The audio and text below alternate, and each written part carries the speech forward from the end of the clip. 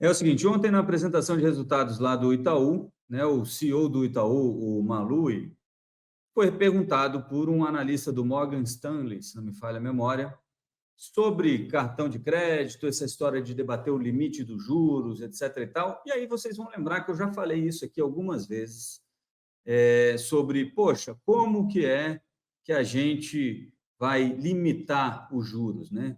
É aquilo dessa mesma conversa da reforma tributária. As coisas, a gente está sempre procurando uma resposta que seja simples, mas os problemas são complexos e nem sempre a gente vai encontrar uma resposta simples para problemas complexos.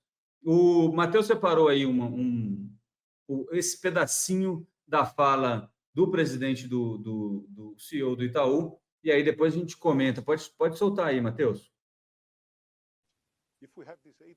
Se temos 8% de juros, temos que colocar o país como todo, 60 milhões de cartões de créditos precisam ser abandonados, e também você pode ter um impacto de 350 bilhões na economia, porque você vai tirar essas pessoas do mercado consumidor.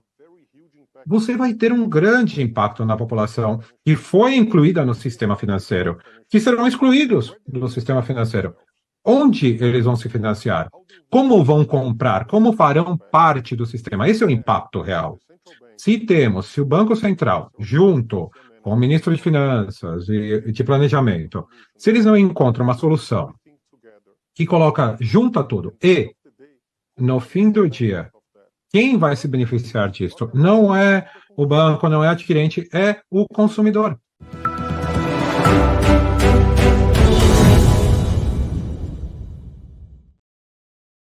Posso explicar? Vou explicar duas coisinhas aqui nesse vídeo. Uma, ele está sendo dublado porque ele está respondendo em inglês. A pergunta foi feita por esse analista que também fez a pergunta em inglês. Aí tinha uma dublagem, tinha uma tradução simultânea, não é exatamente uma dublagem, mas uma tradução simultânea. Mas quais são os pontos aqui que são importantes para a gente entender?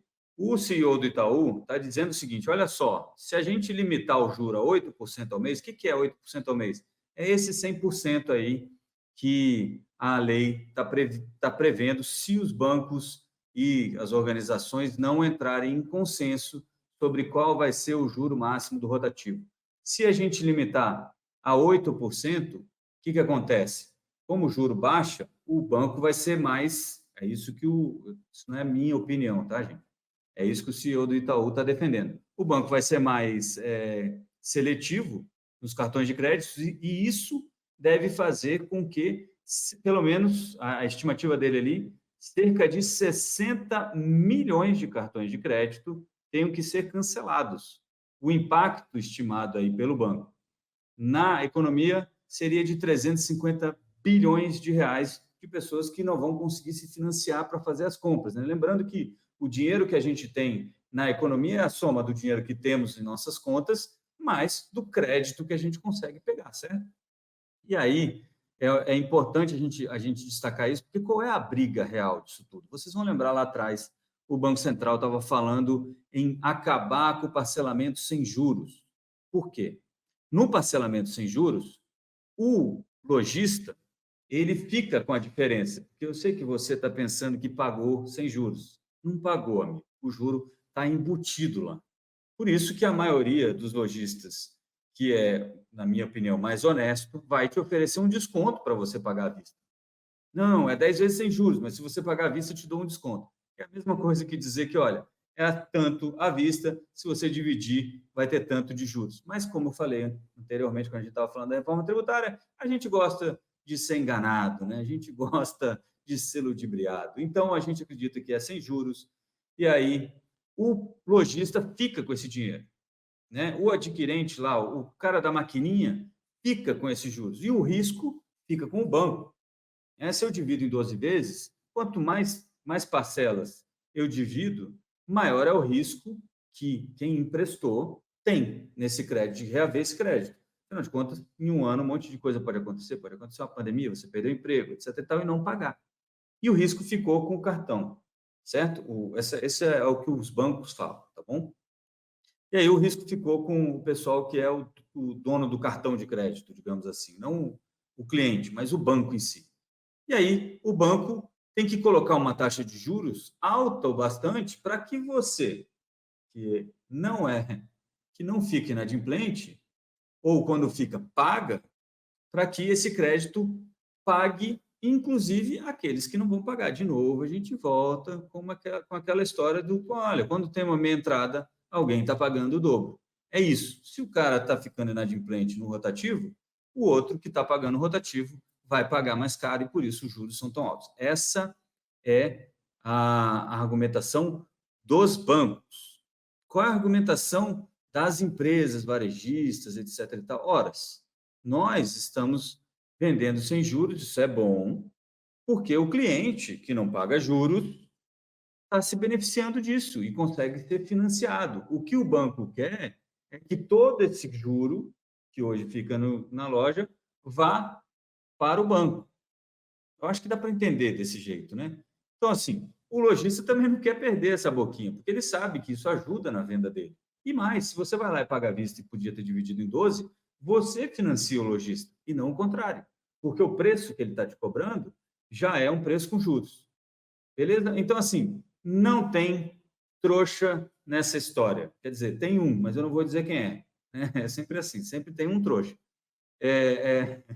Mas eles estão brigando entre eles e o efeito disso prático para a economia brasileira pode ser bastante ruim se a gente não começar a olhar as coisas com a complexidade que elas exigem. Então, é basicamente isso. Pode ser que algumas pessoas, no meio do caminho, fiquem sem cartão de crédito. Vocês vão lembrar que quando teve aquele limite deslocado do pessoal da Previdência para o teto de juros no consignado, o que aconteceu no dia seguinte? Os bancos pararam de conceder crédito. E eu lembrava isso naquela época, que é o seguinte, você ficar uma semana sem acesso a esse crédito, quem precisa do crédito acabou tendo que buscar crédito mais caro. Então, o governo, em vez de ajudar, acabou piorando a vida dessas pessoas. Então, lembrem-se, as coisas talvez não sejam tão simples quanto a gente gostaria que fossem. Rodrigo Oliveira, esse é um tema que desperta paixões, né? Até porque todo mundo tem cartão de crédito, né? Então, inclusive, isso me lembra, rapaz, preciso conversar com o gerente do meu banco, rapaz, festa de final de ano, vou ter que pensar muito como é que eu vou financiar o material escolar da minha filhota Mariana, que tem 11 anos, que eu amo de paixão. Rodrigo Oliveira, enquanto a gente não sabe como vai, né, planejar as dívidas de 2024, né? Enfim, temos aí que lidar com as notícias do dia. Diga lá, querido, para a gente arrematar. Só para arrematar, vou até pegar aqui um exemplo que o Zé Sérgio colocou, que é ótimo, e é no alvo, né? Crédito direto, como foi por décadas, pré-datado, duplicata, carnê de prestação, nota promissória. O pré-datado, essa história do cartão de crédito sem juros, foi justamente um subterfúgio que os emissores de cartão acharam para poder competir com o pré-datado. Vocês que são mais antigos aí, eu não sei, eu ouvi falar dessa história, você passava cheque, e aí cruzava o cheque, e pré-datava, sem juros, etc. e tal. O que o lojista fazia? Você nunca passou ali um pré-datado, Rodrigo? Ah, por favor, né? Ah, eu já passei um pré-datado na vida, meu amigo. Eu sou da época do dinheiro digital, você não me comprometa. Se pareço mais velho, é culpa da internet. Mas sério, na verdade... Assim, amigo, Rodrigo, somos da época da quitanda, meu amigo, do fiado na quitanda. Né? O fiado da quitanda teve tanto problema que obrigaram ali os donos das quitandas a colocar aquela plaquinha maravilhosa, né? Fiado só amanhã. Mas o lance do pré-datado é o seguinte, o que acontecia?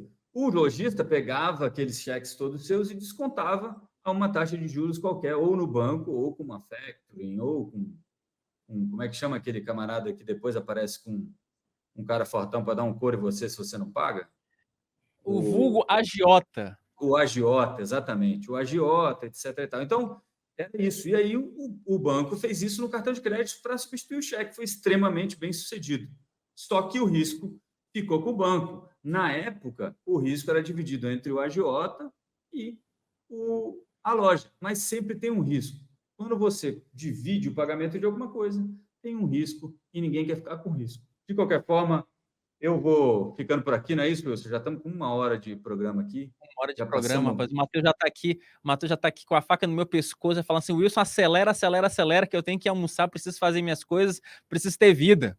Senão vai catabolizar. Ele é um menino que malha, aí cataboliza, perde músculo. Mas eu vou ficando por aqui, Wilson. Ele é da maromba, daquele que puxa, como é que é? Bodybuilder. Exato. Bom, eu vou ficando por aqui. Abraço para todo mundo, bons negócios. Hoje nos estendemos demais, mas espero que tenha contribuído aí para elucidar alguns pontos que eu acho que são importantes para a população entender. Beleza? Até mais, Wilson, até mais, pessoal aí do chat. E, como sempre, avante, Sucupira!